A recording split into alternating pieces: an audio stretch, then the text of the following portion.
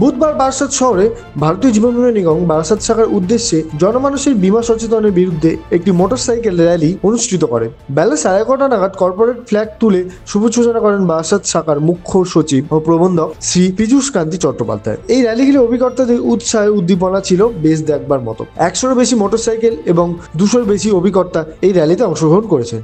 মানুষের মধ্যেও এই চাঞ্চল্য দেখা দেয় এই র্যালিতে। এই র্যালির মুখ্য আয়োজন শাখার প্রবন্ধক ঋতুরাজ মেধি জানান, সারা ভারতের সমস্ত শাখায় এই র্যালি অনুষ্ঠিত করা হবে। মূলত মানুষকে আরো বেশি বিমামুখী করে তোলাই এই র্যালির।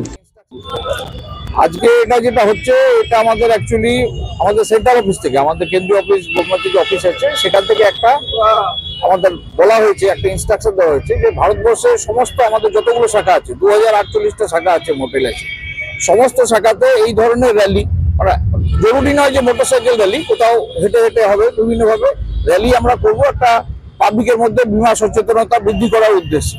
আর যদিও আমাদের 1956 সাল থেকে এখন আমরা আছি এবং আমাদের প্রধান উদ্দেশ্যই ছিল যে ভারতবর্ষের প্রত্যেকটা কর্নারে প্রত্যেকটা বাড়িতে যাতে ইন্স্যুরেন্সের মেসেজ পৌঁছায়, কিন্তু এখন আমরা সেটা পুরোপুরি করতে পারিনি। যেটা যদি আমি একটু ভাষাতে, সাহিত্যের ভাষাতে বলি যে miles to go for a sleep and miles to go for a sleep, practically সেই উদ্দেশ্যে আমরা এই ধরনের অ্যাওয়ারনেস একটা তৈরি করলাম, যাতে এই র্যালির মাধ্যমে মানুষের ভিতরে কিছুটা সচেতনতা বৃদ্ধি হয়। এবং রিপোর্ট bengaltv.in।